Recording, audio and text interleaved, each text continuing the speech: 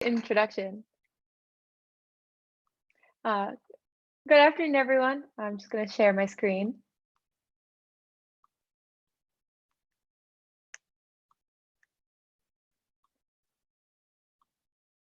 So I'm happy to be here today. It wasn't so long ago that I was at Stanford and excited to talk to you all about leveraging machine learning to predict bond rating changes at Vanguard. So this is a project that I'm actually currently working on. So today I'm talking about this with you. Tomorrow I'll be talking about this with the traders. So it'll be really exciting. So a little bit of an overview of this talk. So I'll go over an introduction to myself, my team. I'll tell you all about the problem. So, what are rating changes? I'll talk about the data, the modeling, the steps, as well as go over the results and be able to show you what the output actually will look like. So on this project, though, I'm partnering on it with different folks from Vanguard, as well as a partner startup that we work with called Forge AI, and they've been great help. So I wanted to just give them a shout out at the beginning. So a little bit about me. Karen showed some of this, but so I'm now a senior data scientist at Vanguard, and I was in the computational social science concentration in MS&E at Stanford. So my undergrad is in industrial and systems engineering from the University of San Diego. But during my time at Stanford, I actually did research at the hospital, the Lucille Packard Children's Hospital, and then an undergrad research on water sanitation. Then I've worked at different places, Lockheed Martin, Shiseido, Thermo Fisher Scientific, and others. So really bounced around with my data science type knowledge. And so Vanguard, what is this company? So Vanguard's really known for pioneering index funds, and which seek to try to match an index. So like the S&P 500, which is 500 companies that get tracked. But Vanguard's one of the largest investment companies, offering a large selection of low-cost mutual funds, ETFs, advice, and different services. And so there's 6.2 global assets under management, 420 funds worldwide, 30 million clients worldwide, and we have different offices all around the globe. And so, if you have a 401k, different things like that, a lot of times they're like Vanguard is behind that. So, this is a picture of what it would look like if we were all in the office, and me with my blonde hair walking along there. So what is my team? So my team is called Investment Management FinTech Strategies. I might talk about it as IMFS throughout this presentation. And so my team is a 20-person team that consists of data scientists, engineers, subject matter experts, and managers, all on the same floor as the traders and portfolio managers. And so the mission of our team is to explore emerging technologies that can improve investment performance or make capital markets work better. We want to try to embed a culture of innovation across the larger group that we're in, which is called the Investment Management Group. We want to change the way that technology is deployed there. So we wind up experimenting in 3 broad realms. So there's new insights, new capabilities, and new markets. And we have a lot of free range on what we wind up looking into. And all of these different things are aimed at trying to improve Vanguard's products or looking at the investments and portfolio management teams. So how does our team work? People submit ideas to our team. So think a trader, an analyst, portfolio manager, anyone who's actually working with the money. They'll wind up submitting an idea to our team. Sometimes they're really complex or not possible. Sometimes they're really simple. And we wind up trying to figure out which are the best and most the best projects to work on that have the coolest use cases. And so we wind up researching. So, in the past, we've looked into satellite imagery, we've looked at all these different things, like you name it. Some of them are really worthwhile. And then wind up putting that into something that's applied and immediately used by the desk. So one of the projects that I'm working on now, I wound up detailing where, it went from just an idea, we took a bunch of different approaches, and then now it's actually going to be shown to the traders on the desk.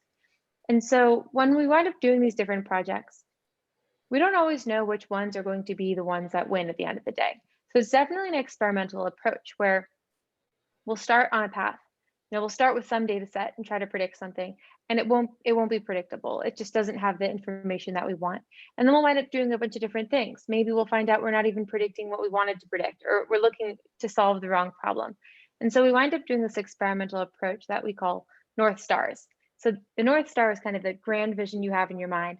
And then at each block along the way, you wind up refining as you go.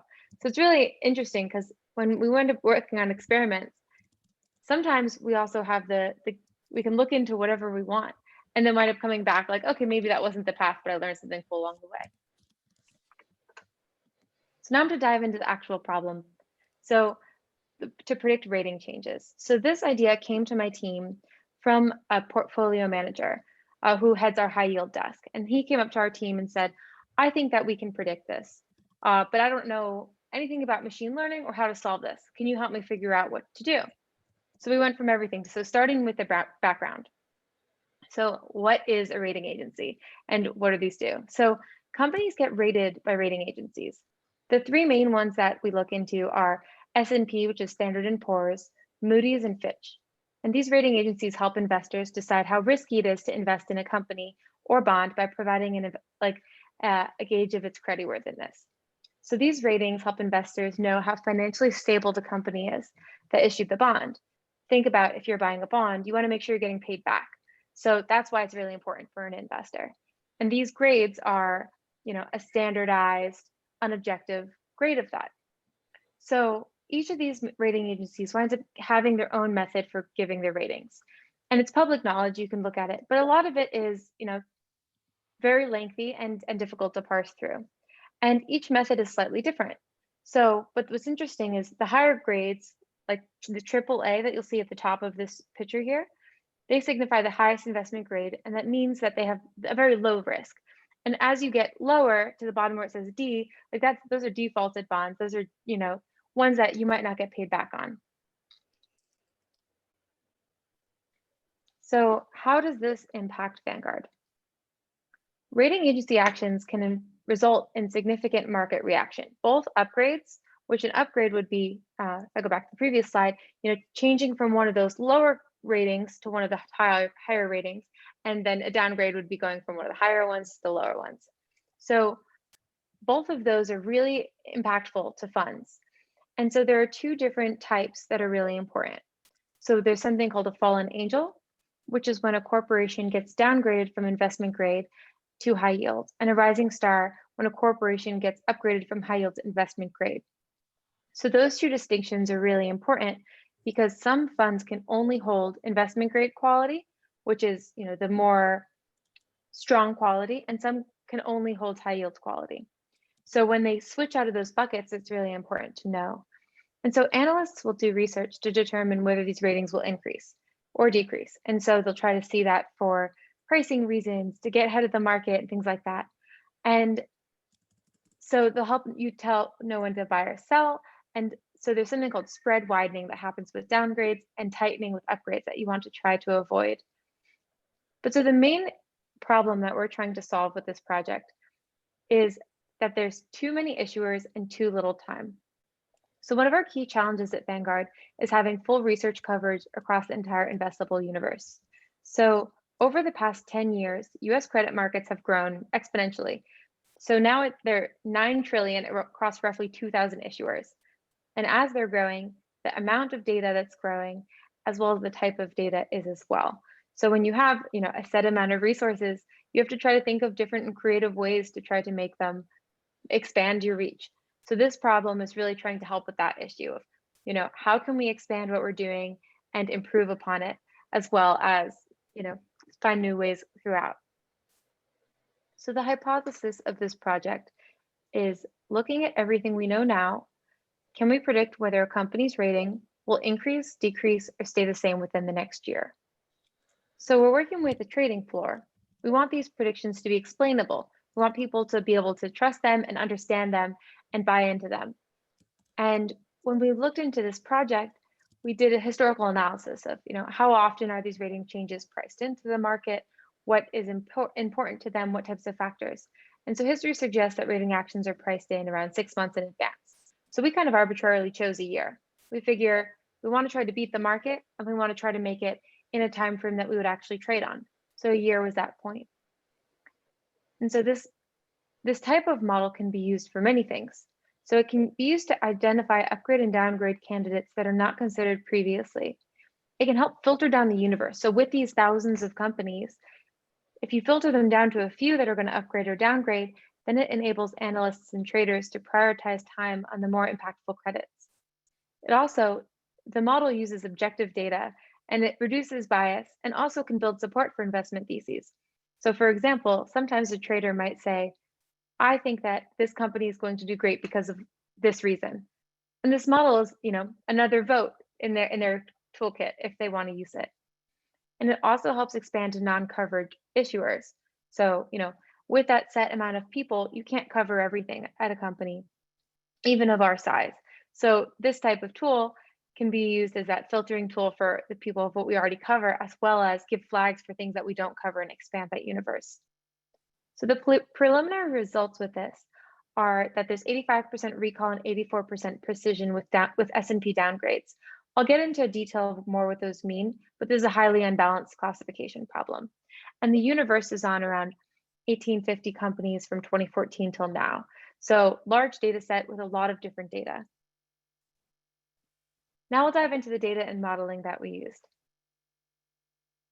So this project is, one of many data analysis processes at Vanguard. So it's kind of the stereotypical, you find your data, you read it in, go through feature engineering, you split into train, validate, test, you do your EDA, machine learning model testing, choose a model, retrain, and test. And so there's many different projects that I work on that fall into the same type of category at Vanguard. And so, but this project was really exciting because it winds up combining a bunch of people together to form a team to try to solve this. So the subject matter expertise of this, I don't have a financial background, but the portfolio manager who's partnering with me does. So we're utilizing his knowledge to come up with all of the features, figure out what he wants to test, make it exactly what he thinks. And we also have an analyst who we're partnering with. So the analyst is the person who does this on their day-to-day and works with the trader to try to put these different investment ideas into action. So we have a partnership with a startup, 4JI, I mentioned them before, and they are a great data provider, really smart partner as well, and capabilities of a data scientist, which is me. And so what's interesting is that this idea, started out as something very different. And over time, with all of us working on it together, it's really grown into the project it is now. This project is a great use case to test some of the alternative data that we have in our lab. So I mentioned before that my team works on a bunch of different use cases, and we can wind up partnering with startups and different companies. So we wind up being able to look at data from a bunch of different domains. So some of the data that we look at are ratings data. So past and present ratings data for S&P, Moody's, and Fitch. And so we wind up creating features. Where are they positioned on the border? When was the last time that they downgraded or upgraded? And what are their transition matrices like? We wind up looking into things like that. We wind up bucketing them as well. So with ratings, there are some that if you're in a different spectrum of rating, just say you're AAA rated, maybe you're likely to stay there and you're not likely to transition to the one below, but maybe you're not. So we end up bucketing them into different categories. So SEC filings is another data source we wind up using. And SEC filings are a data source that companies have to publicly file these documents. There's three main ones that I care about for this project. 8Ks are a document where a company within 4 days of having a large action, that could be your CEO changes, that could be you're going bankrupt, all these different reasons, they have to file this document. A 10K is an annual report that a company has to do where they detail everything that's going on in the company. And a 10Q is similar to the 10K, but comes out quarterly. So you can think about each quarter you have a document, and anytime there's a set event, you have a document. So we take those documents, we wind up looking at the types of them. So when an 8K gets filed, if it's one type of 8K, it might mean that the company's going bankrupt and always has the set type. So that's really important to know when you're looking at ratings changes or other different types. So we end up looking at things like that. We end up looking at themes in them. So are they talking about CEO changes? Are they talking about management change, other management changes? Are they talking about dividends, different types of features like that? So we end up taking those themes and events right out of the text and mentions of a few indicators, different things that traders really cared about in these documents. We then make an indicator as another factor in our model. We also look at news. So with the news, we wound up talking to the subject matter experts around to figure out what they look for. So I wound up talking to one of our partners in London, one of our partners here, all over, and traders, analysts, and the like. And everyone looks for something different. Sometimes in a project, people really care about only a Twitter feed. Sometimes people only care about something different. And so with news, it's really interesting because you can kind of gauge all of that. So we wind up looking at like a large feature set here of a few hundred different themes and features. We also wind up looking into sentiment and different events. We also wind up getting financial data. So the original project started out by replicating a stereotypical financial model, which is called the Merton model. And it's a model to assess the credit risk of a company's debt and analyze a corporation's risk of credit default. So this model, I thought, would be a really good baseline to use and try to improve upon it by adding more features. Turns out over the feature analysis process, all the things from the Merton model got taken out and a lot of the NLP and ratings stuff remained. So that was a really interesting insight. But we also utilized different financial information and ratios. So the real main point of this here is there's a lot of different data, and the list could keep going on of the different data that we want to select. But what was important is to take into account talking to the users and figuring out, okay, what is the information that they want to use and they are using now? Or what would they like to use or think that they have a theory on that we could then test for them? So we wound up narrowing it down to these 4 main buckets of data. And then even narrowing it further, after this, we wind up having 500 features. We don't use nearly that many in the final model. So the modeling problem type, I alluded this to a little bit in the beginning, but it's a classification problem. So in this, you want to try to predict increase, decrease, or no change. And this problem is really unbalanced, which means that most ratings don't change compared to the amount that increase and decrease. So in this picture here, on the left, you see a balanced data set, which is gender, around 50-50. And on the right, it's unbalanced data set, which you can think about as credit card transactions, where 99% of the time you'll have no issue, and then 1% of the time it'll be fraudulent. So in the case of the unbalanced data set, if I said that everything was normal, my model would be 99% accurate. However, I'd be missing the point and not getting that fraudulent area that I actually want to predict. So this data set is highly unbalanced, where it's less than 5% of the data. I think it was like something like 2% of the data will wind up decreasing, even less with upgrades. And so winds up having us have different problem types. So why do I think this model would work? The model that I'm utilizing is a random forest model on the universe that has around 1815 companies from 2014 until now. The model is pretty simplistic. We wound up testing a lot of different models in this. And then regardless of how complex or how simple they were, this is the one that by far outperformed the other models. So something interesting to note, though, is that in other projects I wind up working on, sometimes the model is extremely complex and winds up being difficult to explain to people, but it's still able to be used because it solves the problem so well. Sometimes a linear logistic regression solves the problem so well. And there's always a balance with the different projects. And it's interesting because in each of these experiments that we work on, I showed that North Star chart earlier. I tried linear regression. I tried something more difficult. You wind up trying neural nets, you wind up trying everything. And then you end up coming to the one that's the least complex that does what you want it to do. And so random forests here were by far the best. And so what's really good about that model is that traders and analysts really hold the power in this type of experiment. So I can create an indicator and say, hey, this company's going to downgrade. But the model isn't going to wind up doing the decision for them. They wind up having the final say. And so traders and analysts, they wind up making decisions based on all the different data that they receive. They receive a lot of it from Bloomberg, from people, from analysts, from everyone. Their email winds up going down, every minute they have 100 emails. And so this type of process of showing, hey, these are the features that you're looking into based off of things you would actually research. That process itself complements the analyst's process while using a larger data set with a tested algorithm. So we wind up utilizing a trader throughout the process to an analyst to wind up saying, hey, these are the features I care about. This is how I think it should work. And then we wind up encoding that together using this massive data set and spitting out something.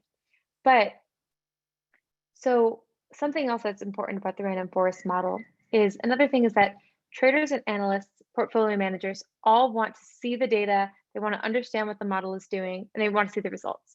But they don't have time to go into the deep depths of what the random forest model is doing, be able to track it throughout the process. But so feature importance from random forests is a really good tool because then you can wind up explaining the concept of a random forest model, decision trees, and the like, and then showing them these are the top features that the model deems as important. And then a trader or analyst can look at those features and say, oh, I agree with those, or no, that's not at all what I think, and then use that as their own filtering method. So these predictions wind up being an initial reference point for a trader or an analyst and acts as a validating tool for what they're already doing. They can look at what features they find interesting and then not. So something that was interesting when we were doing the feature selection process, I mentioned that we looked into around 500 different features. And the first filtering I wanted to do was I wanted to go through with my partner on the project and say, what things do you find interesting or what features would you want to try to look into? And his thought was, you tell me. He really wanted it to be, the model show him what patterns were there and then see what was going on afterwards, which is great to have in a partner. And so there are many reasons why I think this could work. And it also is really good that the random forest model wind up being there. But decision trees are a really good thing that's easily to explain to analysts as well, which winds up helping out in the process. So now I've talked about the data, the modeling, the everything else, but what are the real results here? So the main model we looked into was the S&P model, which stands for Standard & Poor's, and that was the first model we tested. So we wound up doing most of our tests on just that data and then expanding it out to make a few different models to combine them together. And so the S&P model has 85% recall and 84% precision. So what does that mean? I know that in college, I always forgot what a computed matrix was, so I put it up on the board. And it's in layman's terms, I can give you a list that includes around 85% of all the S&P downgrades in the next year, or around 4 out of 5 of them are actual downgrades. And so when the trader and analyst heard that, that was great. The numbers that they were expecting were a lot lower. And so then we started saying, well, if the S&P model did so strongly, can we use the same model on Moody's and Fitch? And we wound up doing that. And before even changing any tuning parameters or changing any of the features, we use the same features and everything. The Moody's model has an 88% recall with 68% precision, and the Fitch model has a 73% recall with 82% precision. And so that was huge, especially because that means that you can just end up expanding it. So now we have 3 models here. And all these results are based on a held out test data set. We also tested it. Remember I talked about that investment grade high yield border with the rising stars and fallen angels? So the results are consistent right on that border as well, which is really important because that's the main goal, to try to predict some of those. If we didn't wind up doing that, then the model itself wouldn't be as useful. And so the results are consistent across the rating spectrum, the sector, you name it. And what was really exciting is that all this alternative data winds up improving the precision and recall dramatically of the model, but it also adds that explanatory power for the analysts. So it winds up making something that's really complicated to them into something that they can understand a lot better. And so we also wind up expanding this model to other months, other things like that. And so it all started from this 1-year S&P model that's there. So now let's see what this looks like in action. So here are 2 examples where the ratings predictor correctly anticipated a fallen angel downgrade 12 months in advance. Remember, fallen angel is going from investment grade to high yield. And so those are really like big bang for your buck if you can predict them. And so on the left is Mattel. So you'll know Mattel from Barbie dolls. That's what they're known for making. And so at the 12 months before downgrade point, you can see with my cursor over here. So The higher it is, it means a spread widened. That's a little bit more risky and more volatile for price. So the lower it is on this graph is kind of what you want. And so in the beginning here at the 12-month point, Mattel was doing better than the other triple Bs that are similar to it. And then at the day of the downgrade, Mattel winds up getting its spread a lot wider. But what's interesting is that the triple B market winds up getting a lot tighter. And so Mattel moved in the opposite direction of other things that are similar to it. And so the reasons why Mattel wound up getting downgraded by the desk, are weak earnings, margin pressures, increased volatility, lower visibility, uncertainty with the company's turnaround plan, and bankruptcy of a key customer, which is Toys R Us. The ratings predictor wound up coming up with its own things that it flagged as well from the feature importances, which were, different types of features with the S&P ratings. Some of the ratios we looked into are financials, market capitalization, company mentions in the news, or sector news sentiment. So you wind up seeing like an easy way for a trader to use something like this, like, hey, at this point, you have a downgrade flag and you have these features that come up. And then you can take that piece of information and wind up looking at it. So at this 12-month point, if you had someone tell you, hey, it looks like this company is going to downgrade, take a look at it. You can see that at the 12-month point, if we sold out of it, we would have made money. At the 6-month point, we would have sold out of it and made money. And it wasn't even until 3 months or the day of the downgrade that really it wound up being such a price difference. But so this also brings me to another point. In the prior research I looked into, it said that on average, ratings will be priced in 6 months in advance. So what's interesting is that doesn't always happen. Sometimes rating actions can happen overnight. Sometimes they are known for years and it doesn't happen. And so it's really just an average. So the reason that we wind up doing within the next 12 months was because if you wind up, look at this Mattel picture. If, 2 months before the downgrade, it still is trading around where it should be and it's not priced into the market yet, you still want that to be flagged. So that was a really, that was one of those design considerations that we wound up doing that we wound up going back and forth on a lot. So let's go to the next case study on the right side. So Bed Bath & Beyond wound up getting downgraded as well. And so reasons cited here, weak operating trends, margin pressures, business positioning versus its online competition, they have too many stores, they have lack of an omni-channel strategy. And the ratings predictor wound up flagging some ratios, ratings information, mentions in the news, news sentiment, quarterly change, market cap, different things like that. One of the features that winds up getting flagged is like, are they being talked about in the news a lot more now versus what they were doing before? And so, here, Bed Bath & Beyond is wider than the triple Bs, it's similar, but then it winds up getting a lot wider. So, if you see 12 months before the downgrade, it was big. 6 months before the downgrade, it started getting priced in. And the day of the downgrade, then it wound up getting a lot worse. So kind of tying this back into the main objective. We really wanted to predict whether company ratings will increase or decrease in the next year. We want to be able to combine those predictions with explainable information for analysts and traders both to be able to understand the prediction. So when you work with traders and analysts, they wind up asking a lot of questions. They want to be able to be sure of this model. And you can't always give them that same certainty because, for example, in the case studies before, if you sold the model on any given day, if you sold out of Mattel on any given day, you would have gotten a different price for it. So you can't ever do a perfect back test where it knows everything into it. So what you can do is try to give more believability around the model for the future. And obviously show different past case studies and that data sets over time and things like that. But so how to make something like this explainable? The feature importance from the model was really, really interesting to the desk because that was the way that they could both interact with the model and understand it a little bit. Explainable indicators from news and SEC documents.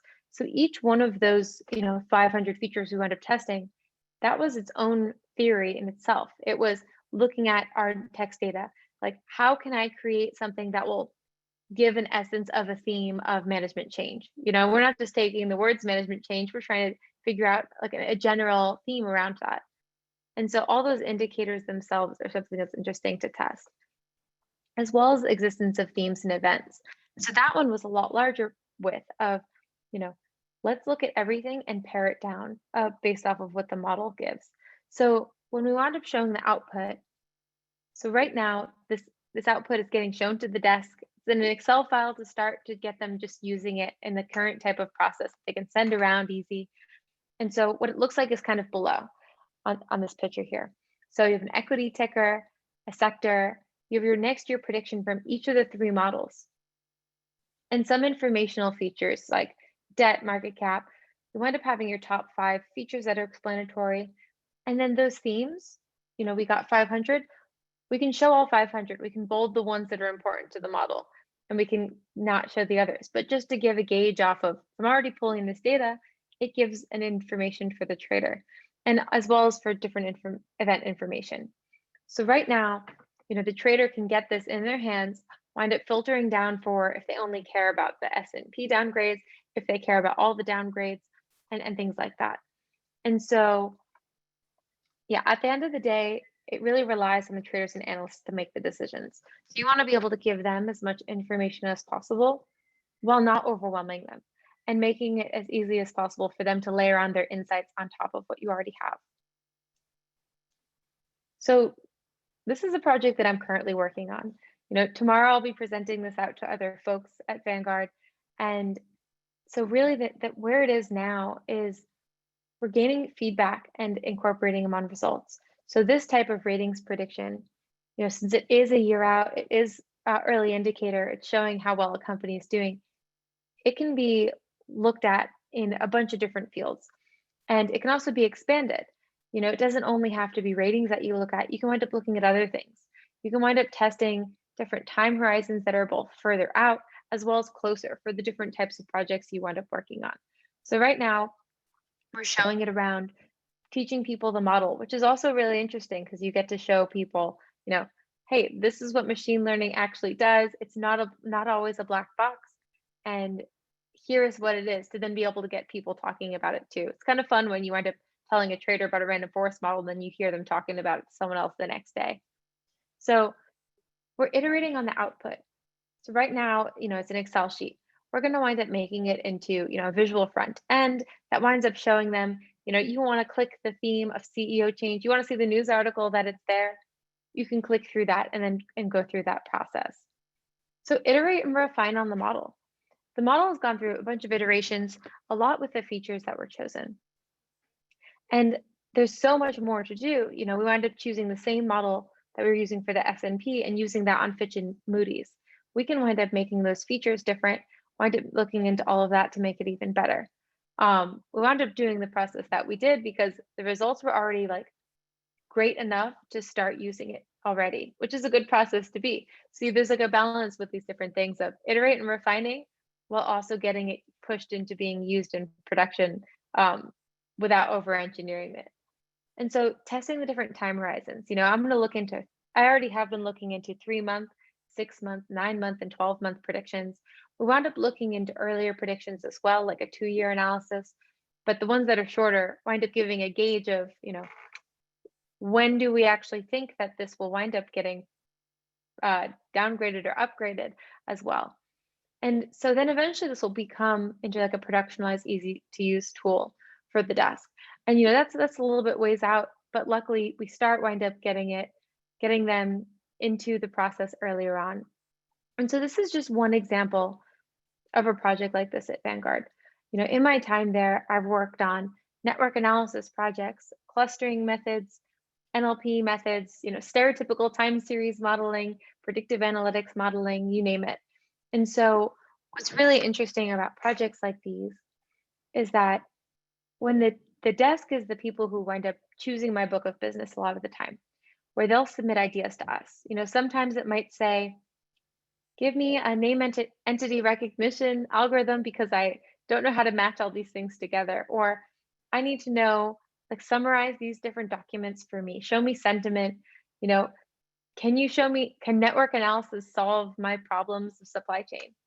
And so those are just some of the ideas that have come to us where, you know, we look into them and then we say, is this feasible?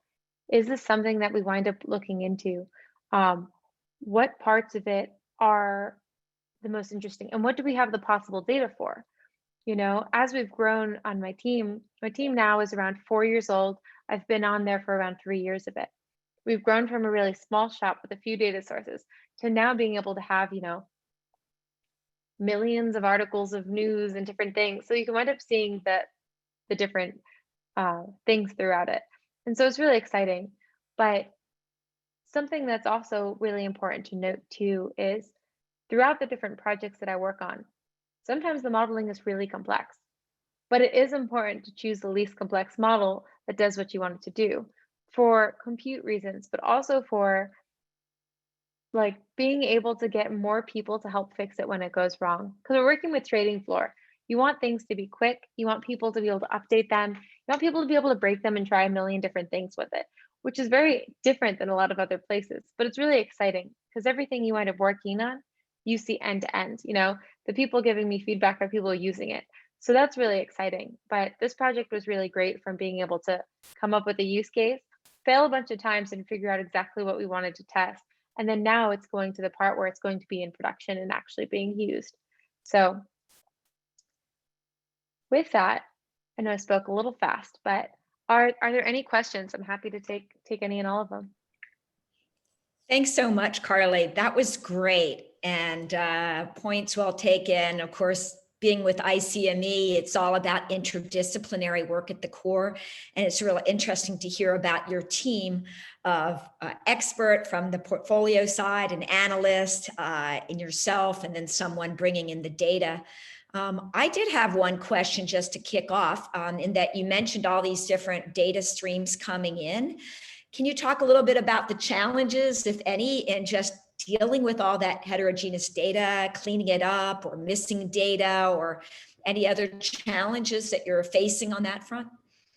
Yes, so there are a lot of challenges on the data front. So for example, in the beginning, we have this idea, we're going to predict ratings changes. Now, where do we get ratings data? And then also, when you think about what do you want to predict, you have to wind up creating that Y variable. So even with just the ratings themselves, there was missing data over time. So for example, a rating might wind up, just say you're getting rated AAA every single week, and then all of a sudden for 2 months, you don't get rated. Your rating's withdrawn, and then you go back. Like, what does that mean? Or, and so on the different data set as well, there are different things that wind up coming up of, might say AAA star minus. So what does the star minus mean? To me, it means nothing. But then I wind up taking that small little thing that looks like it would be a null value or something weird like a data error. And I wind up showing a trader, and the trader says, oh no, that means that it's on a negative watch list. Or, so what we did with the data errors, there's a few different kinds. So one is things that are encoded information that we weren't sure if it was an error.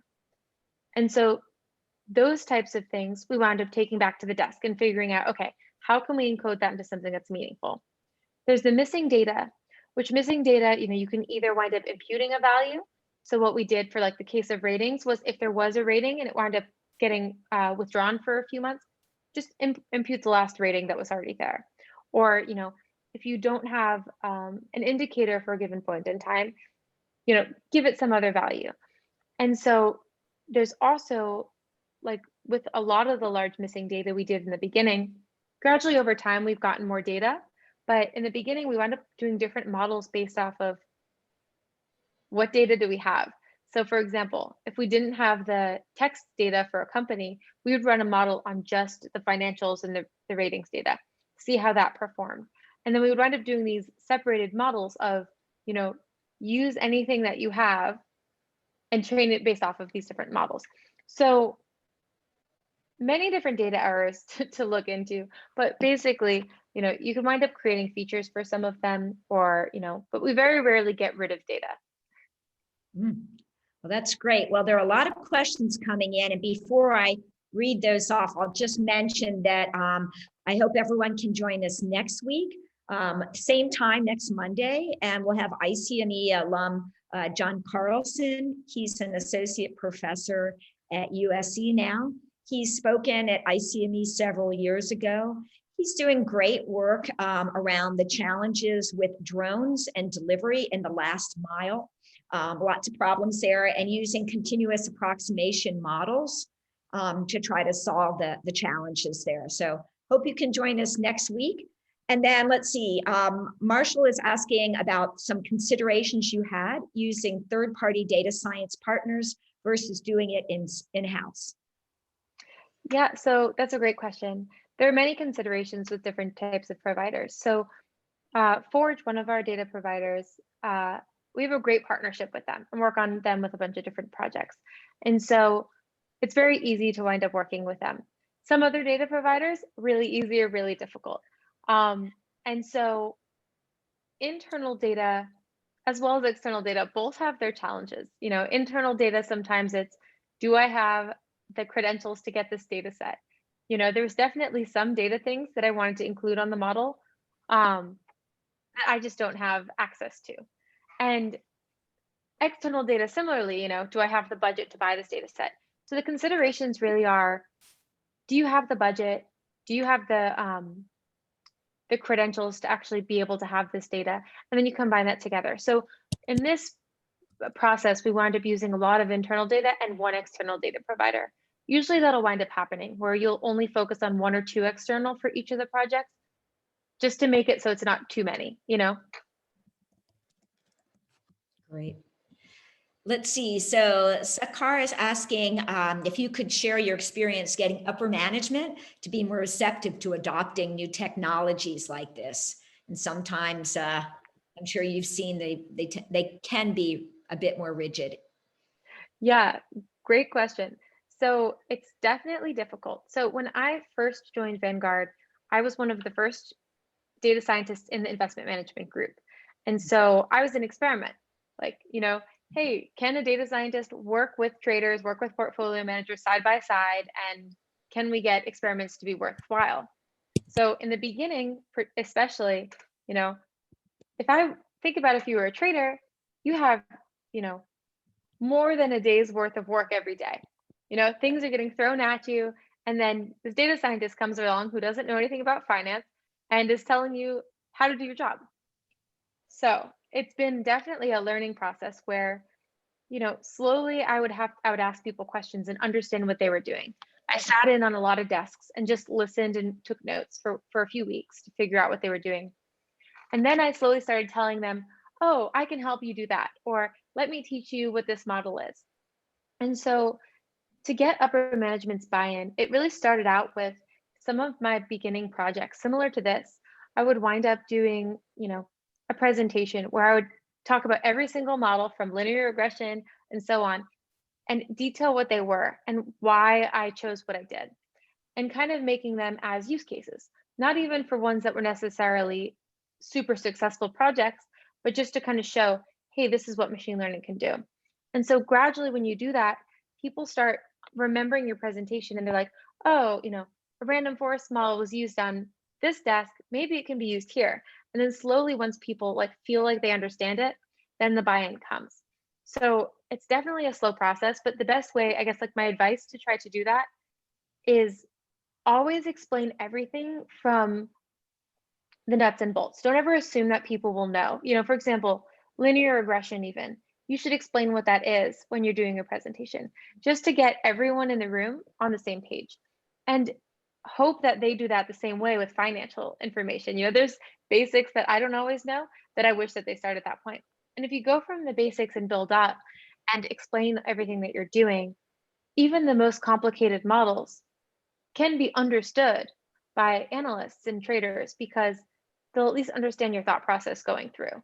So, you know, don't give up. It's definitely possible. It has like been leaps and bounds different in Vanguard in the past few years. We're now like, there's more ideas coming at us than we can even handle. So it definitely can happen. Well, congratulations, because it sounds like you're doing something right there. Depending on the day. Wayland's son asked, how long does a project like the one you just presented take to go from idea state to its current state? Yeah, so a lot of the times it takes probably 3 months for a project to go from idea to current. And so this project, uh, I've been probably working on this for 6 months now. And the first model was probably done in 2 months, 3 months. It probably takes a month or two to get the data and figure out what you're going to do, to clean it, figure out your features, things like that. And then after that point, I guess that can even take longer. There's even points in time with this project where halfway through, I just threw out some data and started anew. But the modeling process itself doesn't take that long. So I'd say probably like 2 to 3 months usually. If you have the data, it can take 1 month. And so, for example, now I have the data and I'll wind up doing a bunch of different experiments. So each one of those different models will wind up being tuned and, optimized for what it should be. And then we'll wind up doing different time frames. So it wind up being like 12 models or so. That'll probably happen in the next month.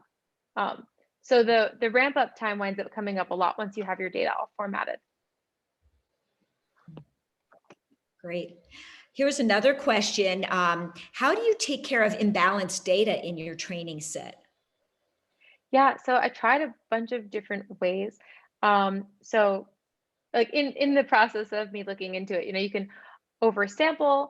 I didn't want to, so you can oversample the imbalanced classes. So for example, you can wind up, replicating the rows that have downgrades a bunch of different times to try to make that match what your what your training data set is like. That worked okay.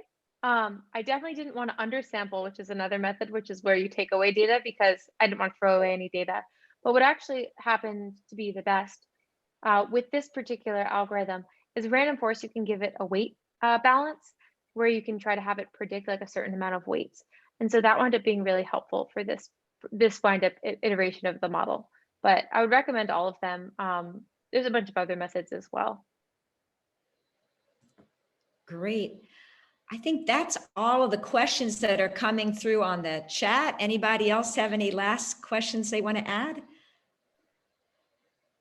Well, if not, let's see. One more here. Okay, here's a question. What possibility excites you most regarding applying data science in Vanguard or financial industry in general? So the most exciting part about applying data science is just that there's so many things that haven't been solved yet. And like everything that you wind up testing, you don't know the answer to. And so I really like that. So for example, I'll try a project and I'll have no idea if I'm doing the right thing, if it's even possible. And what will happen is, I'll have a bunch of projects that won't succeed. But when you wind up getting that one that does succeed and gets picked up by the traders, it's really satisfying to just see, wow, this wasn't here before, and now it's going to save so much time, money, help people out. And I really like that aspect. So, for example, like this project, like now that it's getting to that point, that's the part that's really exciting. So, but from like a data science, so I guess that's like the more motivational, like why I like the projects that I work on. But from like a data science modeling perspective, the most exciting thing I am trying to do there is network analysis.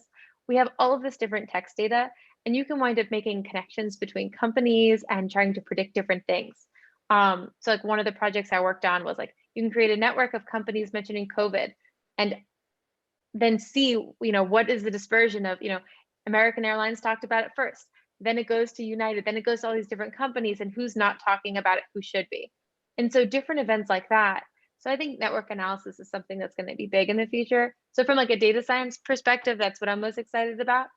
But like all of these different projects, it's really just seeing them end to end and being able to not know, having so many unknowns and trying to really be creative to figure out how to make them work.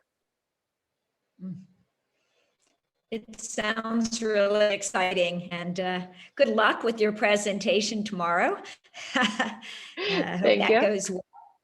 And thanks again for coming to the class. This was really great, and I think we all learned a lot. So appreciate you taking the time. Thank you.